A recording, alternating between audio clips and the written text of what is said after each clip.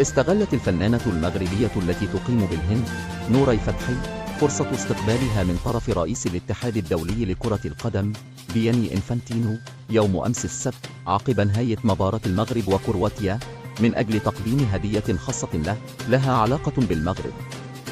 الهدية كانت عبارة على حذاء لكرة القدم مزخرف بعين المغرب ونجمته الخضراء، وتعمدت وضع الصفارة الخاصة بالحكام، الشيء الذي اعتبره العديد رسالة مبطنة لما تعرض له المغربي من ظلم تحكيمي خلال مباراة نصف النهائي ضد المنتخب الفرنسي.